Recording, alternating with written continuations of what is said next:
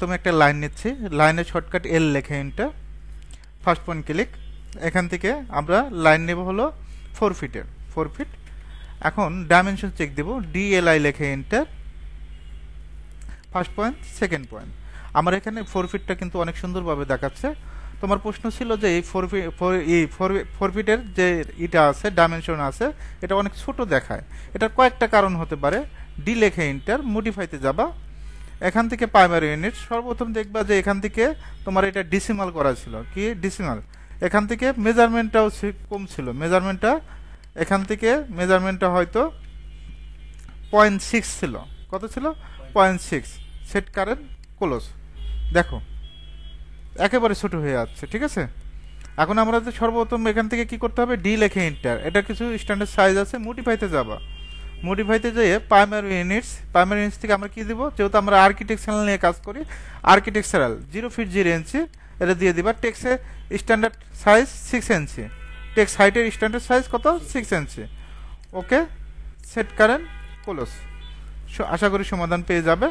আবার যদি এল লেখে এন্টার দেয়, এখান থেকে 5 ফিট নিলাম। এখন ডাইমেনশন এখান থেকে চেক দেওয়া যাবে, first point click, second point click. Okay, এখন ক্লোজ করে দিচ্ছি। এইটা যদি আমরা 7 ইউজ করি, 7 সফটওয়্যারটা ওপেন করব ডাবল ক্লিক করে।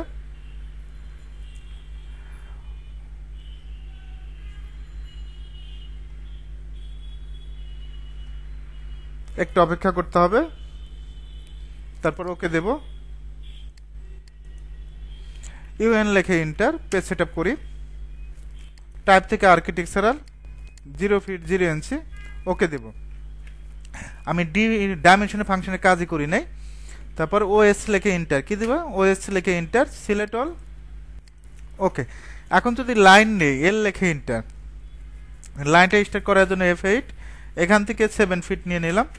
ওকে, এখন যদি আমরা ডাইমেনশনটা চেক দিই, ডিএলআই লেখে enter, first point second point. Okay, সর্বপ্রথম এখানে এরকম ডাইমেনশনটা দেখাচ্ছে, অনেক ছোট দেখা যাচ্ছে। এটাই আজকে মেইন ক্লাসের ছিল। এই ডাইমেনশন হাইটটা একটু বড় করব, ডি লেখে এন্টার, কি লেখে এন্টার, ডি লেখে এন্টার, ডাইমেনশন শর্টকাট ডি লেখে এন্টার, ডাইমেনশন। তারপর প্রাইমারি ইউনিটস, এখান থেকে আর্কিটেকচারাল দেব 0 ফিট 0 ইঞ্চি, টেক্সট থেকে টেক্সট হাইট 6 ইঞ্চি। ওকে, সেট কারেন্ট ক্লোজ। আশা করি সমাধান পেয়ে গেছো।